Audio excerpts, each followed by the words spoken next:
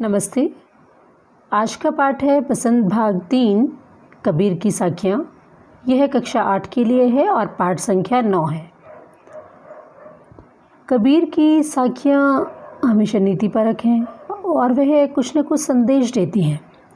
तो यहाँ पर हम कबीर की साखियों का भावार्थ पढ़ेंगे और इसके प्रश्न उत्तर।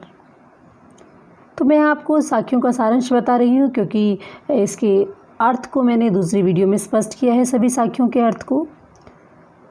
तो इन साखियों के सार जो हैं इस प्रकार से हैं। पहली साखी में कबीर जी ने कहा है कि साधु संतों से उनकी जातिवादी के बारे में नहीं पूछना चाहिए, बल्कि हमें उनके ज्ञान की ओर ध्यान देना चाहिए। उनके अमूल्य ज्ञान को विनम्रतापूर्वक बहुत ही प्रेम से प्राप्त करने का प्रयत्न करना चाहिए। जैसे तलवार लेते समय तलवार का मोल भाव किया जाता है, ना कि उसकी मयान का। यानी महत्व तलवार का होता है, उसकी मयान का नहीं। तो इसी तरह दूसरी साखी में उन्होंने कहा है कि जब कोई व्यक्ति हमें गाली देता है तो हमें पलटकर उसे गाली नहीं देनी चाहिए, क्योंकि यदि हम पलटकर गाली देंगे तो इस तरह तो गालियों की संख्या बढ़ती जाएगी। तो ऐसे अवसर पर मौन रहना ही बेहतर है। तो वास्तव में कबीरदास जी यहाँ बताना चाहते हैं कि हमें किसी को अपशब्द बोलने नहीं चाहिए, और यदि कोई बोल रहा है तो हमें पलटकर उसे जवाब नहीं देना चाहिए, पलटकर गाली नहीं देनी चाहिए। इससे तो अपशब्दों की संख्या जो है बढ़ जाती है। इससे अच्छा है कि हम थोड़ा चुप रह जाएं। तो अगली साखी में कबीरदास जी कहते हैं कि यहाँ पर प्रभु की भक्ति का उल्लेख करते हैं वो, कि माला होती है, माला का मन का उसके मोती तो मनुष्य हाथ में फिराता रहता है, और जो जीभ है हमारी वो मुख के अंदर है, और हमारा जो मन है वो 10 दिशाओं में भटक रहा है। अर्थात हाथ में माला लेकर भगवान का नाम मुँह से तो जप रहे हैं, लेकिन मन कहीं और है। तो ऐसे में हमें अपने मन की चंचलता पर अंकुश लगाना चाहिए, मन को भटकने नहीं देना चाहिए। जब हम भक्ति कर रहे हैं तो पूरे मन से भगवान की भक्ति करें, हमें पाखंड नहीं करना चाहिए और अपने मन को वश में करने का प्रयत्न करना चाहिए। अगली साखी में कबीरदास जी कहते हैं कि पाँव के नीचे रौंदी जाने वाली घास को कभी भी कम नहीं समझना चाहिए। यदि उस घास का तिनका उड़कर हमारी आँख में पड़ जाए तो कितनी असहनीय पीड़ा होती है। अर्थात किसी निर्बल व्यक्ति को निर्बल नहीं समझना चाहिए। यदि हम किसी छोटे व्यक्ति को देखते हैं तो उनकी शक्ति को कम नहीं आंकना चाहिए। समाज में रहने वाले निम्न वर्ग के लोग, कमज़ोर लोग और निर्धन लोगों की कभी भी अपेक्षा नहीं करनी चाहिए, क्योंकि ये अगर अपनी शक्ति पर आ जाएं तो गहरा आघात पहुंचा सकते हैं, गहरी चोट पहुंचा सकते हैं। तो इस साखी में कबीरदास जी ने छोटे से छोटे व्यक्ति को भी महत्व देने की बात कही है। अगली साखी है कि मनुष्य का मन शांत और निर्मल होना चाहिए। जिस मनुष्य का मन शांत है, निर्मल है, स्वच्छ है, पवित्र है, उसका कोई भी दुश्मन नहीं होता, सभी उससे स्नेह करते हैं। और मनुष्य को अहंकार त्यागने के लिए भी वे कहते हैं कि मनुष्य को कभी भी अहंकार नहीं करना चाहिए, क्योंकि जो अहंकार को त्याग देता है उस पर सभी अपना कृपा भाव बनाए रखते हैं। तो इस पाठ में 5 ही साखियाँ थी जिनके मैंने आपको सार स्वरूप बता दिया है। अब हम इस पाठ्य पुस्तक के प्रश्न अभ्यास पर आधारित प्रश्न पढ़ लेते हैं। पाठ से पहला प्रश्न है, तलवार का महत्व होता है, मयान का नहीं। उक्त उदाहरण से कबीर क्या कहना चाहते हैं, स्पष्ट कीजिए। इस प्रश्न का उत्तर, तलवार का महत्व होता है, मयान का नहीं। इस उदाहरण से कबीरदास जी कहना चाहते हैं कि महत्व सदा मुख्य वस्तु का होता है। जैसे हम तलवार लेने जाते हैं तो उसकी धार देखकर उसका मोल भाव करते हैं, उसकी मयान कितनी ही सुंदर क्यों न हो, हम उस ओर ध्यान नहीं देते। ठीक वैसे ही जैसे साधु संतों के ज्ञान का महत्व होता है, उनकी जाति से किसी को कोई भी सरोकार नहीं होता, उनकी जाति का कोई महत्व नहीं होता। प्रश्न संख्या 2 है, पाठ की तीसरी साखी जिसकी एक पंक्ति है, मनुआ तो दहु दिसी फिरे, यह तो सुमिरन नहीं। इसके द्वारा कबीरदास जी क्या कहना चाहते हैं? तो इस पंक्ति के माध्यम से वो कहना चाहते हैं कि हमारा मन भक्ति के समय यदि अलग अलग दिशाओं में घूमता रहता है, 10 दिशाओं में घूमता रहता है, ईश्वर के स्मरण में एकाग्र चित्त नहीं होता, तो ऐसी भक्ति करना बेकार है, ऐसी भक्ति करना व्यर्थ है। प्रश्न संख्या 3, कबीर घास की निंदा करने से क्यों मना करते हैं? पढ़े हुए दोहे के आधार पर स्पष्ट कीजिए। इस प्रश्न का उत्तर कबीरदास जी ने यहाँ पर घास का विशेष अर्थ लिया है, क्योंकि इसमें उन्होंने पैरों के नीचे जो हम घास रौंदते हैं उसके बारे में कहा है कि हमें कभी उस घास को भी निर्बल या कमज़ोर नहीं समझना चाहिए, क्योंकि उसी घास का यदि छोटा सा तिनका भी हमारी आँख में पड़ जाए तो वह कितना कष्टकारी होता है।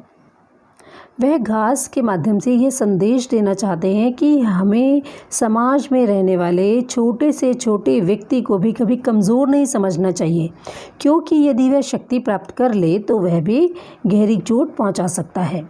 प्रश्न संख्या 4, मनुष्य के व्यवहार में ही दूसरों को विरोधी बना देने वाले दोष होते हैं। यह भावार्थ किस दोहे में व्यक्त होता है? तो यह भावार्थ आपका इस दोहे में है, जग में बैरी कोई नहीं, चूमन शीतल होए, या आपा को डारी दे, दया करे सब कोई। तो ये भाव जो है इन पंक्तियों में व्यक्त होता है। आगे प्रश्न उत्तर है पाठ से आगे।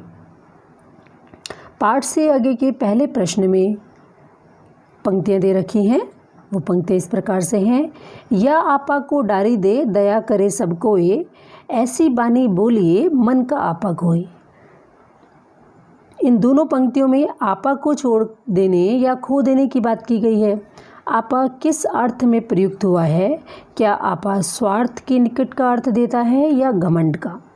इस प्रश्न का उत्तर है, आपा को डारी दे, दया करे सब कोई। तो इन पंक्तियों में आपा जो शब्द है उसका प्रयोग अहंकार के लिए हुआ है। पहली पंक्ति में कबीर का कहना है, मनुष्य को अपने स्वभाव से अहंकार को त्याग देना चाहिए, घमंड को त्याग देना चाहिए, ताकि सभी उस पर अपना कृपा भाव बनाएं। दूसरी पंक्ति में कबीरदास जी कहना चाहते हैं कि अपने मन के अहंकार को त्याग कर हमें ऐसी मीठी वाणी बोलनी चाहिए कि सभी हमारी ओर आकर्षित हों। प्रश्न संख्या 2 है पाठ से आगे का, आपके विचार में आपा और आत्मविश्वास में तथा आपा और उत्साह में क्या अंतर हो सकता है? इस प्रश्न का उत्तर, आपा और आत्मविश्वास। आपा का अर्थ है अहंकार, जबकि आत्मविश्वास का अर्थ है अपने ऊपर विश्वास रखना, जिसके बल पर मनुष्य बड़ी से बड़ी मुश्किल स्थिति पर भी काबू पा सकता है यदि आत्मविश्वास है तो। आपा और उत्साह में अंतर, आपा का अर्थ है अहंकार, जबकि उत्साह का अर्थ है किसी काम को करने का जोश, किसी काम को करने की उमंग या उसको करने की खुशी व साहस से आगे बढ़ने की इच्छा। अब प्रश्न संख्या 3 है इसकी, सभी मनुष्य एक ही प्रकार से देखते सुनते हैं पर एक समान विचार नहीं रखते, सभी अपनी अपनी मनोवृत्तियों के अनुसार कार्य करते हैं। पाठ में आई कबीर की किन साखी से उपयुक्त पंक्तियों के भाव मिलते हैं? एक समान होने के लिए आवश्यक क्या है, लिखिए। इस प्रश्न का उत्तर, कबीर की निम्न साखी समाज में सभी को समान मानने का उपदेश देती है। वो साखी है, कबीर घास न नींदिए, जो पाँव तली होए, उड़ी पड़ई जब आँखी में, खरी दुहेली होए। अर्थात एक समान होने के लिए आवश्यक है कि समाज में अमीर गरीब, ऊंच नीच, जातीय ये वर्ग के आधार पर सभी भेदभाव मिट जाएं, समाप्त हो जाएं, सभी धर्मों को समान महत्व दिया जाए, सभी अपने स्वार्थ पूर्ति के लिए नहीं बल्कि दूसरों के उपकार की भावना से जीवन व्यतीत करें। प्रश्न 4 है, कबीर के दोहों को साखी क्यों कहा जाता है, ज्ञात कीजिए। इस प्रश्न का उत्तर, कबीर के दोहों को साखी कहा जाता है क्योंकि साखी शब्द का अर्थ है प्रत्यक्ष रूप से, अर्थात उन्होंने समाज में जैसा देखा वैसा ही कहा। वे समाज में फैली कुरीतियों को, जातीय भावनाओं को, आडंबरों को, इन सबको ख़त्म कर देना चाहते थे। इसलिए अपने दोहों में उन्होंने यही सीख देनी चाहिए कि हमें साधु के ज्ञान को प्राप्त करना चाहिए, उसकी जाति के स्वरूप को जानने की इच्छा नहीं रखनी चाहिए। यदि कोई अपशब्द कहे तो हमें मौन रहना चाहिए। ईश्वर की प्राप्ति के लिए एकाग्रचित्त होकर भक्ति करनी चाहिए। किसी को भी निर्बल नहीं समझना चाहिए, कमज़ोर नहीं समझना चाहिए, एवं अपने स्वभाव को शांत बनाना चाहिए। तो ये थे इस पाठ के प्रश्न उत्तर, प्रश्नाभ्यास पर आधारित। आप सुनकर याद कर सकते हैं या अपनी नोटबुक्स में भी यहाँ से रिटन नोट्स देखकर लिख सकते हैं। धन्यवाद।